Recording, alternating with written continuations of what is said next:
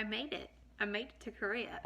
It was a time getting here, which is par for the course for me.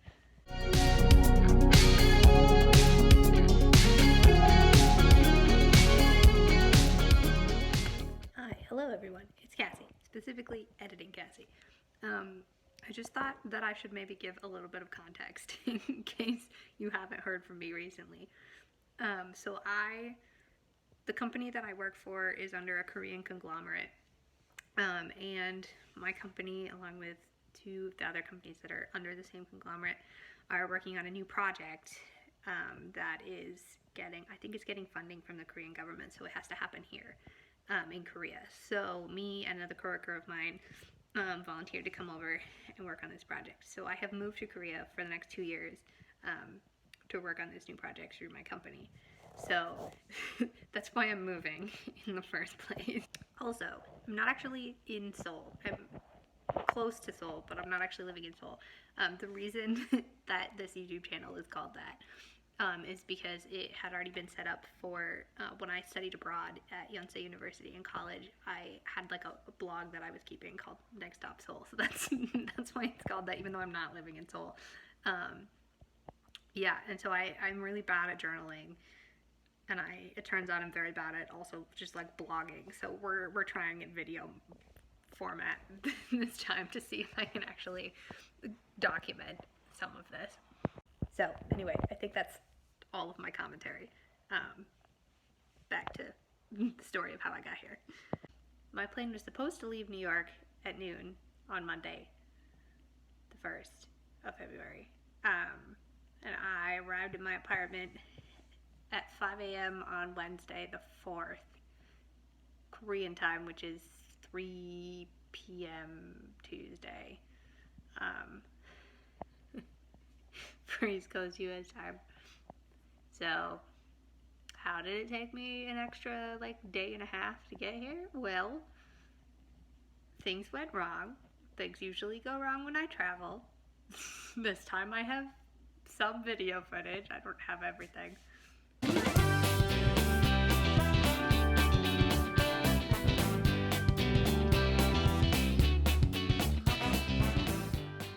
Let's talk about how I got here.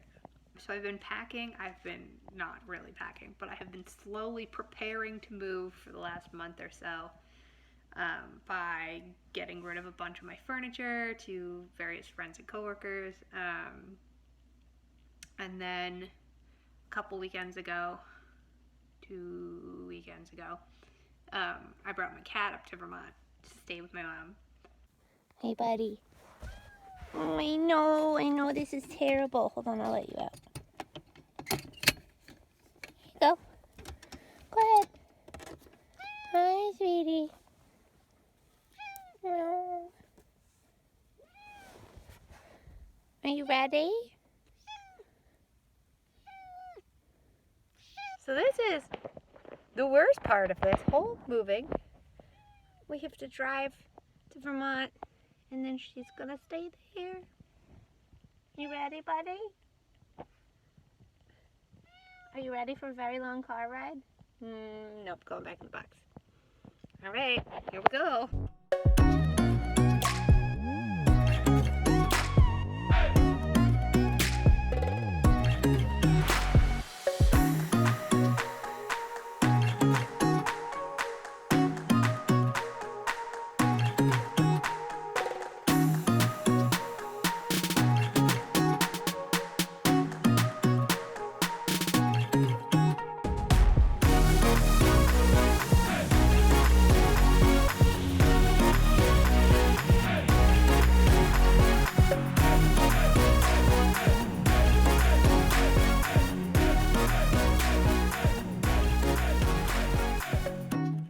We made it, buddy.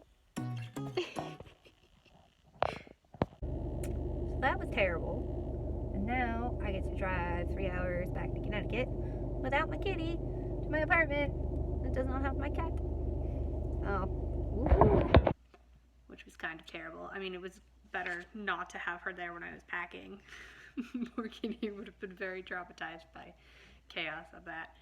But also, no cat. So I drove her up to Vermont with some of my stuff. I actually brought some of my stuff up when I went home for Christmas. And then I worked through Thursday, and I took Friday off to pack, and my mom came down with the U-Haul and helped me take apart my apartment.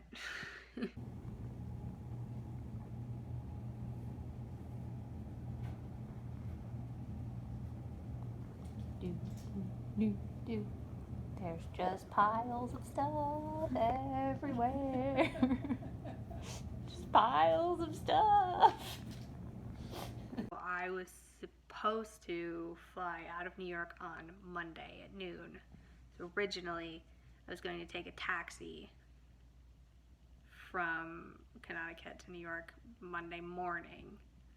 But, snowstorm. There was a snowstorm. So, new plan was to take the taxi Sunday evening to New York so that I would be there ahead of the snowstorm and not have to drive through the snow. So taxi is supposed to be coming at 3 p.m. on Sunday. So we had Friday, Saturday, and Sunday morning to pack up. But my mom was coming with the U-Haul. She came down Thursday night and left on Saturday. So we packed up a lot of my apartment. It was a mess. It's a good thing she came to help. A couple of my friends came by on Saturday morning to help us move things down the stairs because I live on the 3rd floor. Down the stairs into the parking lot into the U-Haul, which thank goodness for them. That would not have happened without them. And in the midst of that, I went to, this will be relevant later, I went to make sure that my phone was on like an international plan for the next month so that I could use it during quarantine before I can go get a Korean SIM card. And found out that AT&T doesn't do any kind of international roaming for prepaid phones, which is what I have. So there's no way to use my phone as a phone in Korea. So I did some poking around on the internet, and I determined that Wi-Fi calling was a thing so that I could call and text through the Wi-Fi. So, you know, I should just be able to turn it on my phone, right? It's enabled, it's part of my plan. Nope, it does not work on my phone.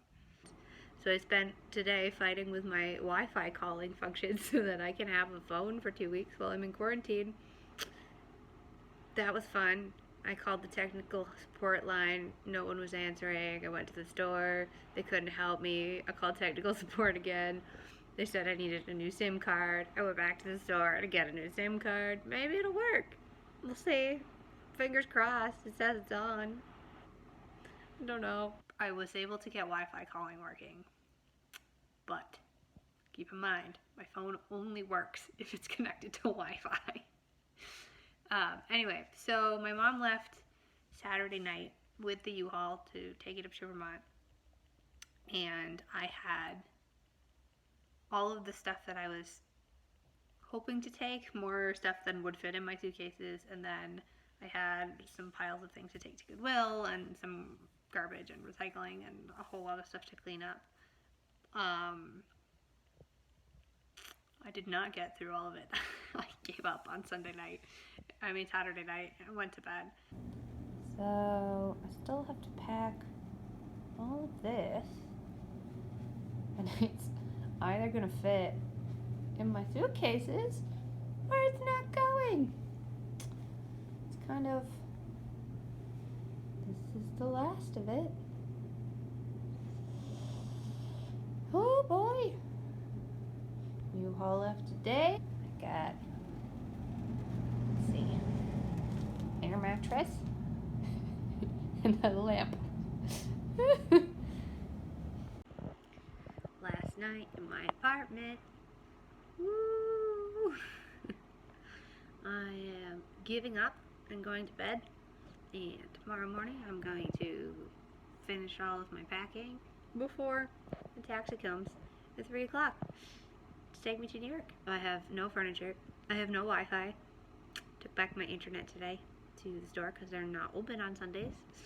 And then Sunday morning I got up and started packing my suitcases, and like there was too much to do. There was too much to sort through and things to take out and to pack and whatever.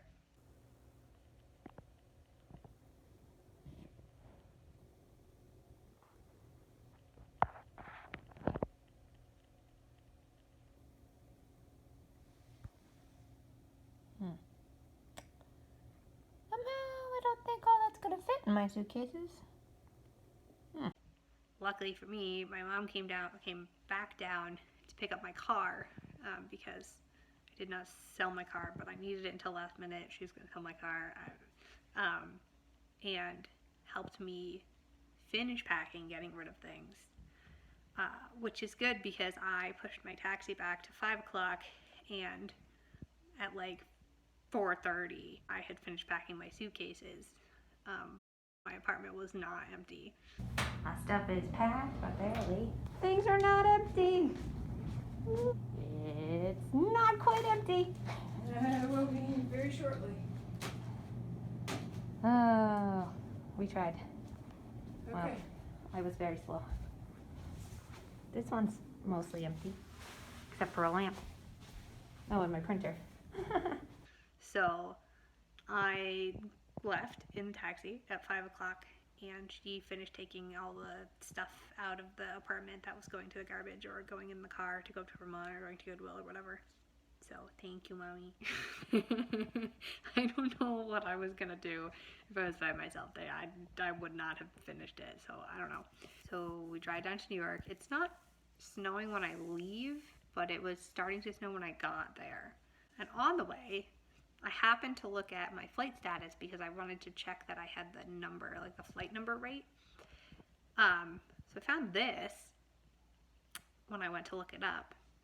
So hadn't heard anything from anybody about that, so I called the travel agency, which we used a Korean travel agency that's based in the US, but we used a Korean travel agency, and the first number that I called, the guy that picked up the phone did not speak English, and I do know Korean, but I did not get that far before he just hung up on me. So I called the next number. Yeah, so they didn't know it was canceled. And then, anyway, the travel agency sorts it out, and they're basically like, well, there's a flight at noon on Tuesday that you could take instead. But one of the requirements for flying into Korea is that you have a COVID test within 72 hours of departure. Now, I have been unable to clarify whether, because the wording is kind of ambiguous, the results have to have come back within 72 hours of your departure, or the test has to be taken within 72 hours of your departure. So originally, I took one on Wednesday because everything was 3 to 5 days. So I figured if it took 5 days, it would come back on Sunday. That would be in 72 hours. Be fine. If it took 3 days, it would come back on Friday, 2 days, whatever. Anyway, it was like the earliest I could do it. That came back Friday morning, so that was not going to be in 72 hours. And also, I had then determined that maybe I had to take the COVID test within 72 hours, so I took another one Friday afternoon, which eventually came back on Sunday. But my COVID test from Friday, which I took at 3 o'clock on Friday, was only good until 3 o'clock on Monday. So my Tuesday flight would have been outside that 72-hour range if the requirement was that you took the test within 72 hours. So I made it to New York, but my flight for tomorrow has been canceled. And if they rebook us for Tuesday, then my COVID test is no longer valid because it's not within 72 hours. So that's fun. The travel agency is trying to figure out if there's any way that our COVID test from Friday can count. Otherwise, I think the earliest I can leave is Thursday. So I'll be here for a while because I've moved out of my apartment. I sanitized everything just in case. Look, I stole the luggage cart. It's mine now. I probably should bring it back. Woo! This is the second time that I've tried to fly to Korea and been thwarted by a snowstorm. I think this is just a thing now. We'll see. It's possible that tomorrow I may not be able to get a COVID test because of a snowstorm. In which case, I might be here even longer. Maybe New York has the like super fast lab testing. That would be nice. I don't know. I gotta Google stuff and take a shower and go to bed since there's nowhere to go. So the travel agency calls the airline and the airport here and determines that because the flight was canceled, it's still, my COVID test from Friday is still good. So I spend a day hanging out in the hotel, and it is very snowstormy. It is Monday, February 1st, and I am in New York, but I am not leaving today because of that. So, supposedly, I've been rescheduled for tomorrow's flight at noon, and the travel agency said that they talked to, I don't know, people at the airport and the airline, and we should be okay to fly with Friday's COVID test. We'll see if that actually happens. I have this image in my head of getting through security and getting all the way to the gate and then not being allowed to board the plane because my COVID test is technically not within 72 hours. So we'll see if that happens. In the meantime, I have checked out of my room and checked back into my room because I was only booked for one night originally, and now I'm going to not leave my room. I'm gonna hang out in this hotel room today, which is great because I don't have to pack anything. It's a pretty nice hotel room. I mean, ignore my stuff literally just everywhere. Okay, I take it back. I am going to have to pack a little bit. But hopefully, so the snow is supposed to stop. I think the winter weather warning ends at 6 a.m. tomorrow. Oh, thank goodness that shut off. So the snow is supposed to stop in time for this flight that I have at noon. I thought about getting another COVID test done to be safe in case it doesn't work on Tuesday, so that I have one so that I could fly on Thursday. But all of the COVID testing places closed early on Monday. So by the time I got to it, they were all closed. Snowblower man, snow blowing whatever he can.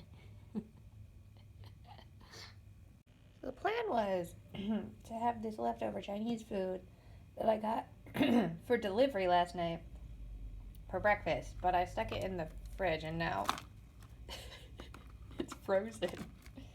And I don't have a microwave, so we're just gonna wait for that to thaw, I guess. So Tuesday, take the airport shuttle bus to the airport, and it's pretty snowy. But my flight is not yet canceled. So I go to the airport my flight's at noon, 9 o'clock. I take the 9 o'clock shuttle bus, and there's very few people at the airport. So I go to check in, and I have my COVID test, and I give them my COVID test, and the airline check-in person basically said that it probably wasn't going to be valid because the address of the place I got it done was not printed on the results sheet, or I didn't have like a signature from the doctor, even though it says who it was. And that, I mean, that was all I had. That was what it showed on the, it was they like send it to an app basically on your phone. You can pull up the test results. So I'd printed it, but there was nothing else there. So he was basically like, they could let me on the plane, but they might not let me into Korea. So I tried to call the urgent care where I got it done to see if they could sign off on it or add the address or something to a copy of it and then email it to me. But snowstorm, so it was closed.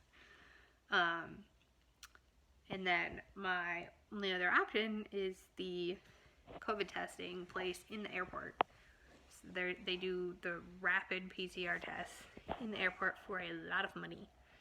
So my COVID test is no good because they didn't print the address on the results sheet of the place that I got it. And the guy at the desk was basically like, well, you could get on the plane, but they might not let you in Korea. They might send you back. So I went down to the very expensive COVID testing down there, where they will supposedly give me results in 30 minutes. It's currently 10:11. The check-in counter closes at 11:30. My flight is at noon. 10:30, supposedly they're gonna print the thing and I can go pick it up. In the meantime, I'm just chilling in this airport, which is fairly empty, with this one other guy who's also just sitting around waiting for his COVID test. Maybe I'll get on this plane, maybe I won't get on this plane. Oh, and then of course, I went to go do the COVID test, and you like pre-register on an iPad, and she was like, I can't find your name.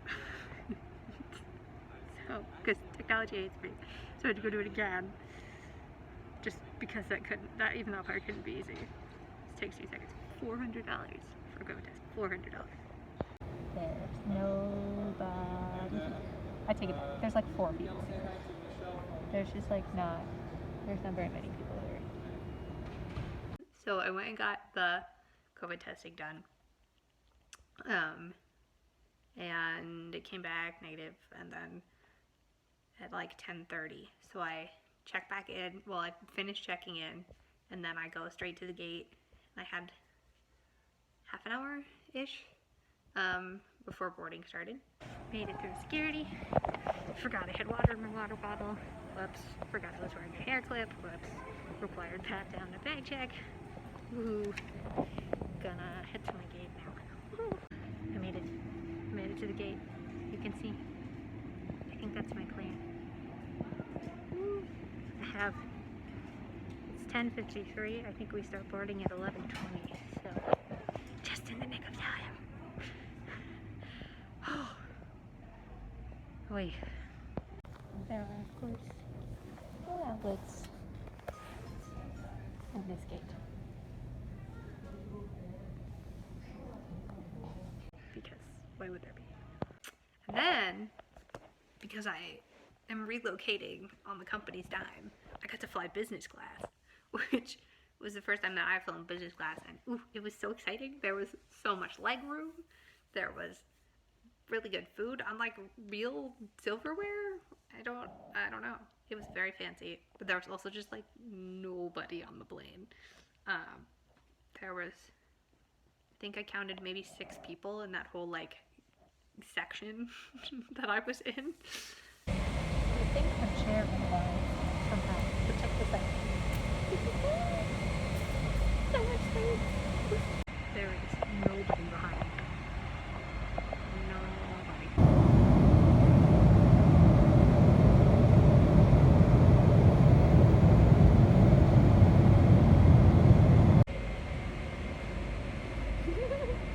It's buckled in.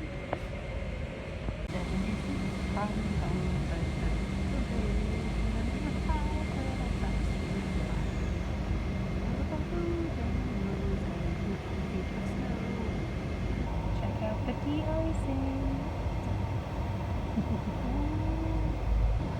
Oh, I'm getting de-iced.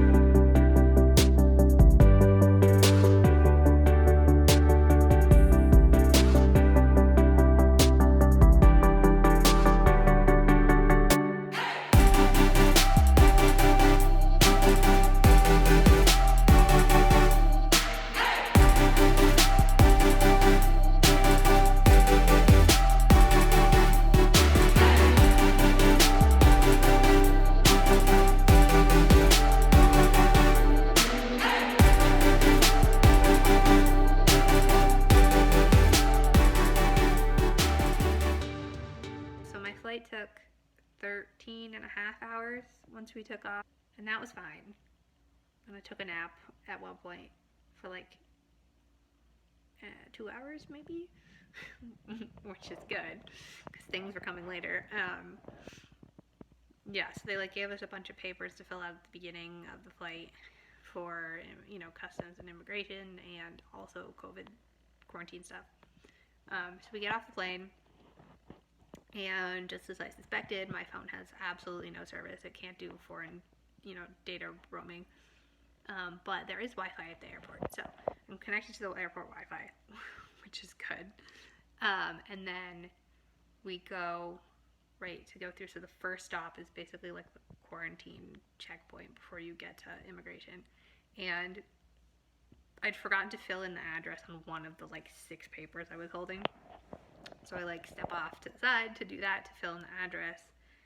And then I give all my papers to the quarantine officer, I guess, and they take your temperature. And my temperature was like slightly over 37 degrees Celsius, which I think is like 99 degrees Fahrenheit.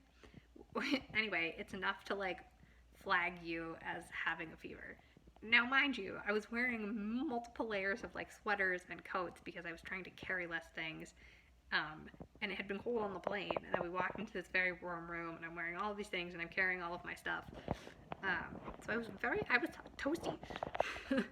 And so they give me like a green, like a lanyard with like a green square on it, and they send me off to the side to this other quarantine officer person, who basically takes my temperature again. It's been like 5 minutes, and yes, I took off my sweater, but it's been like 5 minutes, so it's still coming out like 37.5, 37.7, whatever. And has me fill out a bunch more information, well, basically all the same information, about like where I'd been before I came, and like how long I'd been there, and where I was staying, and all of this stuff. And then basically told me that I had to get COVID tested again at the airport before I could leave. And they keep your passport and you get moved to a little cubicle off to the side in the airport, and fill out a bunch more paperwork. And then they sort of help you set up there's like a self-quarantine monitoring app that Korea has you fill out. Basically, you go every day. You like, well, I have to do it twice a day, but you like take your temperature and fill out all the symptoms you have and stuff, and it's connected. The data goes back to, I think, the like local health office. And so, okay, so we fill out a bunch of paperwork, more paperwork. The first woman that I spoke to after I got pulled off to the side kind of spoke English, so I was kind of speaking in Korean, but she also kind of spoke English, so we were fine. It was a middle ground. After that point, the quarantine officers didn't really speak English. So it's me trying to ask my questions or follow instructions in Korean. So I'm getting like half of what they're saying, and then the rest of it's in gestures. And so we fill out the paperwork in this cubicle. And then they take us, a couple people at a time, basically outside, down this elevator, out onto the tarmac, where they have like a chair set up, and they're doing the COVID test there, and they like swab you, and oh my god, it feels like they scratch your brain. Like, the Q-tip goes so far up your nose. So they do the nose swab, and then they do one like in the back of your throat, and then so we go back up to our cubicles, and then when everybody's been tested, I think there was like 10 of us maybe, they basically go through your like the contacts you filled in for your like contact person here, and they call them and make sure that they actually it's a real phone number and someone will answer. And then they took us through immigration, and then they took us down to baggage claim. And keep in mind, we're being escorted by these basically like 2 quarantine officers in full PPE, like look like the Michelin Man Tyvek suits and like booties and face shields and masks and or goggles and like full coverage. So we get our bags after we get through immigration, and then we sort of sit off to wait in the side of the airport for a while. And then they put us on a bus and they bus us off to like 10, 15 minutes from there, the airport, to this government quarantine facility, airport quarantine facility thing. I don't know. It basically went in through this like sketchy back door and up a elevator, and then it's this big room that's divided by these partitions, and you kind of get like a cubicle, and then you just sit there and wait. And all the signage and stuff is basically like that the COVID test results will come back in a minimum of 6 hours to maybe a whole day, and they don't know. There's no timeline, so you're just kind of there indefinitely. So I just hung out in this cubicle for many hours.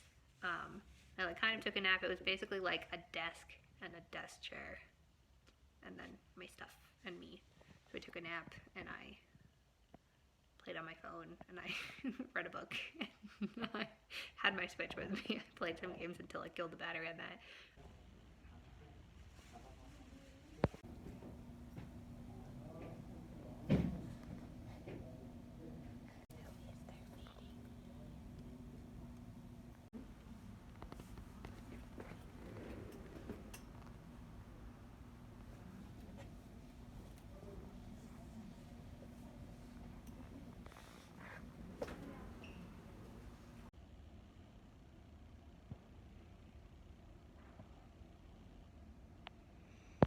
And somehow, luckily, the airport Wi-Fi was working there. So I don't know, we must have been real close to the airport, or they like had the Wi-Fi up and running there too, because the signs originally at the airport had said that there would be no Wi-Fi at the quarantine facility. Remember, my phone only works if it's on Wi-Fi for anything. So my plane landed at like 5 o'clock-ish Korean time, 5 p.m. And we get to this quarantine facility at like 7:30 maybe, and then around 2:30 we get the results, negative. I think everybody tested negative, and they basically, you get them emailed to you, and then once we had the results,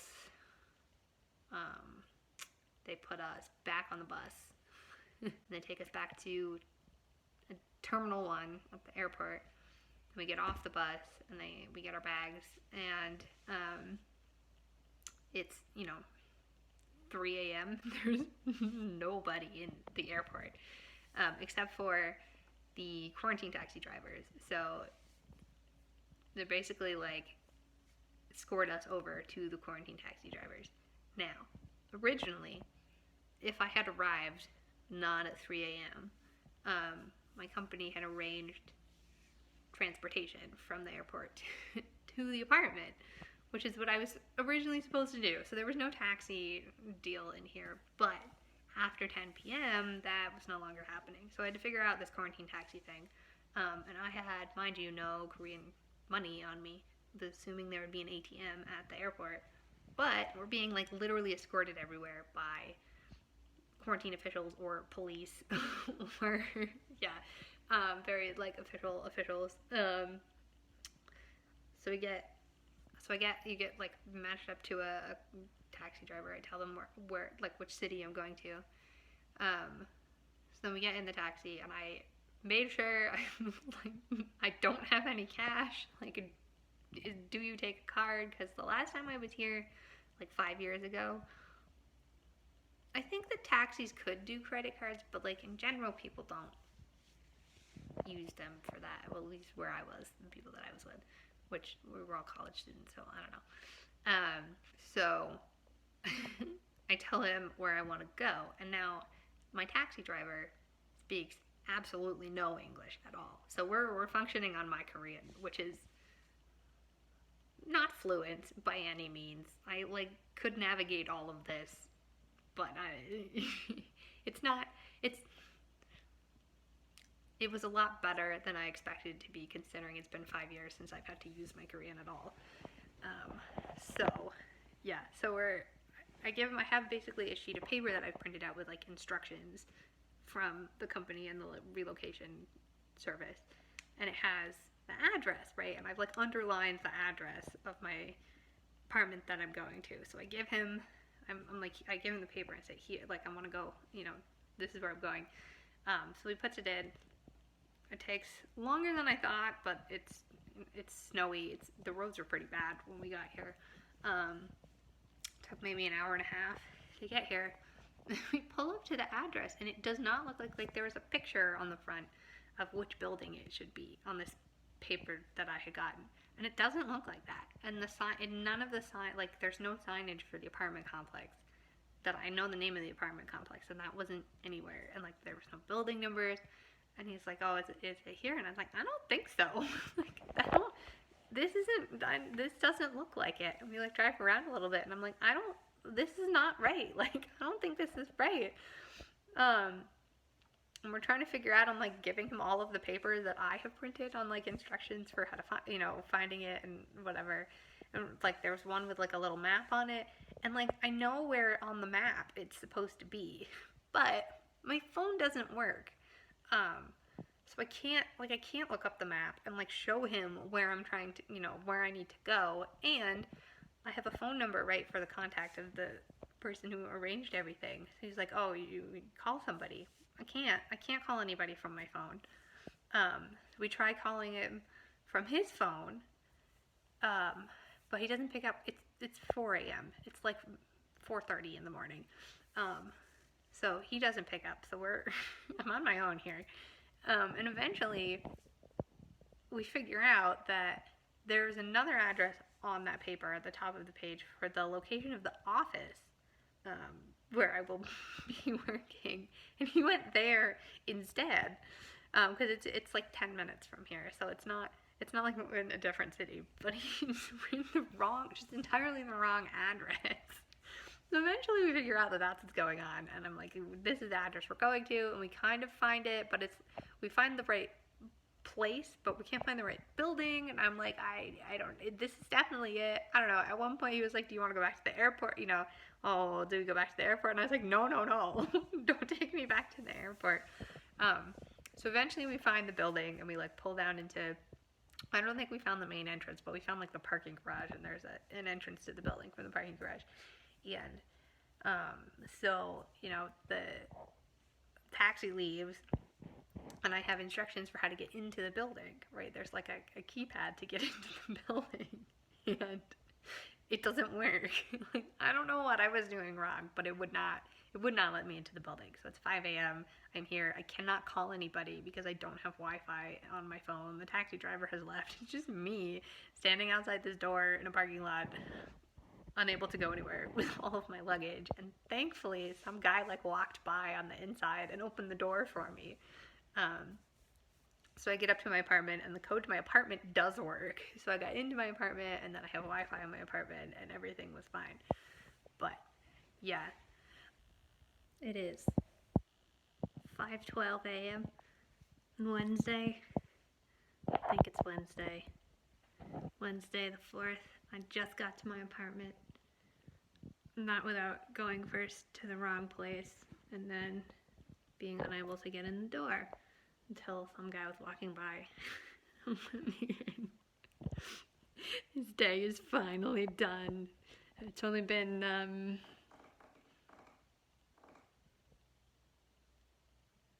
13 hours?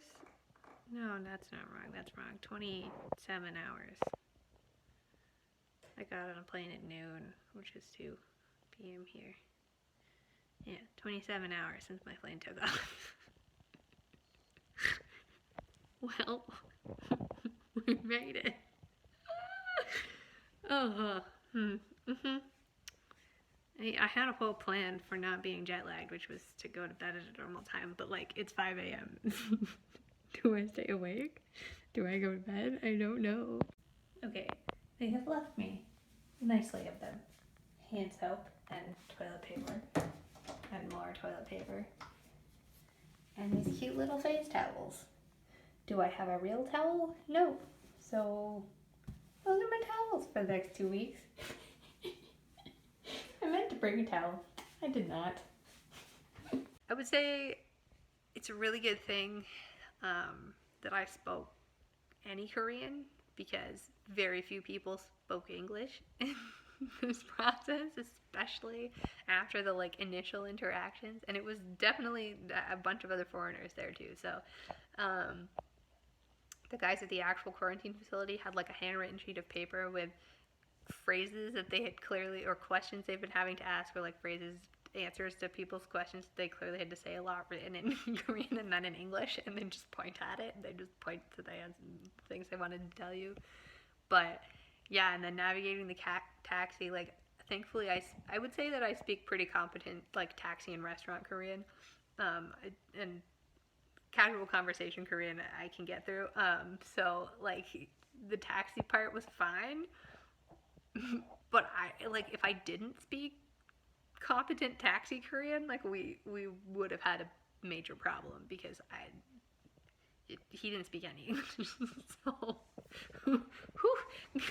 made it out lucky on that one. But yeah, so I'm here, and then I took a shower and went to bed, and then I woke up this morning to my phone ringing because the health center was calling me to schedule, you're supposed to get a COVID test within 1 day of arriving.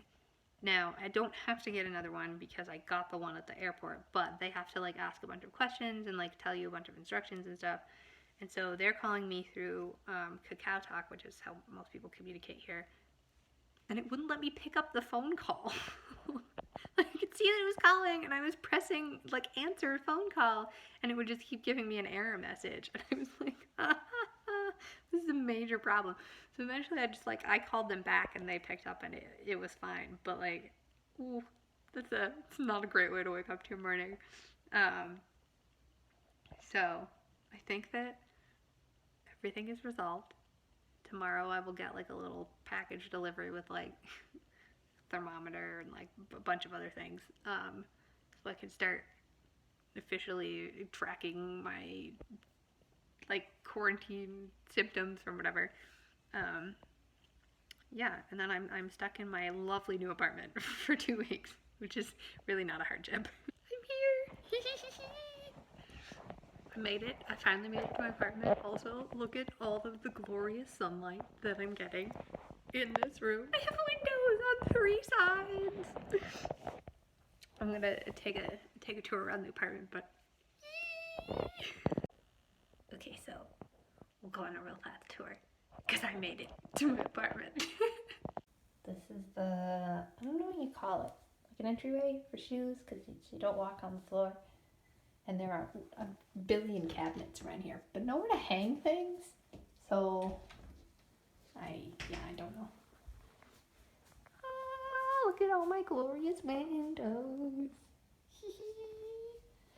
And the internet was all set up, and they left me all of these very nice supplies that it didn't occur to me that I would need, like toilet paper. And I have a microwave and a hidden fridge.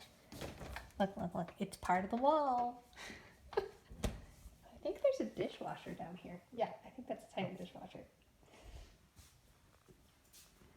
And bathroom. And then look, more windows going all kinds of directions. Oi. So I ordered food, and it said it's been delivered. Let's see if it worked.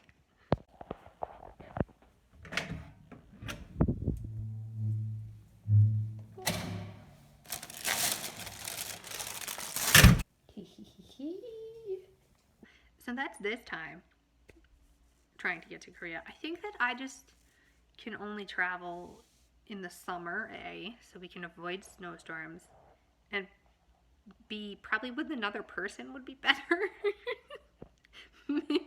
maybe they'd have better luck, and C, I really think I need to get my phone working so that it just isn't a problem anymore. But yeah, well, I'm here now. I made it. And now we get to quarantine for 2 weeks, and then I will start my new job, which will be very much a new job for me.